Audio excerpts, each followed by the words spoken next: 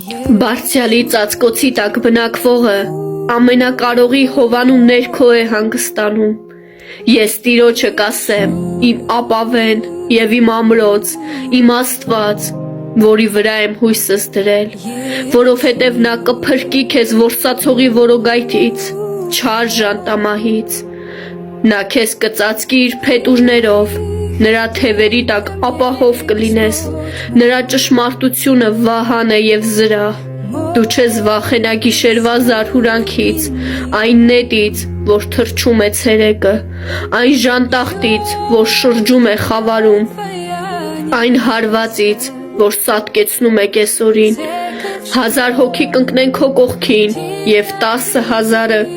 քո աջ կողմում, բայց քեզ ոչ մի հարված չի մոտենա։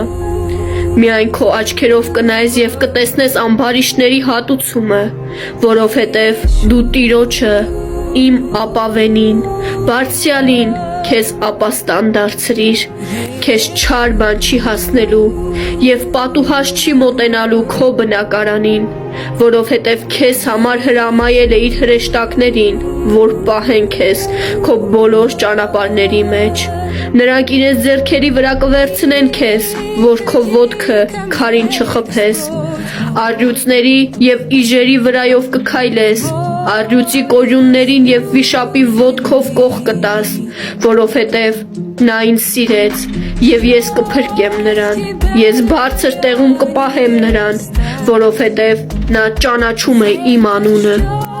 Նա կկանչի ինձ, և ես պատասխան կտամ նրան։ Ես նրա հետ կլինեմ նեղության մեջ, կապրեցնեմ նրան և փառավոր կդարձնեմ նրան, երկար օրերով կկշտացնեմ նրան և նրան ցույց կտամ իմ փրկությունը։ Ամեն։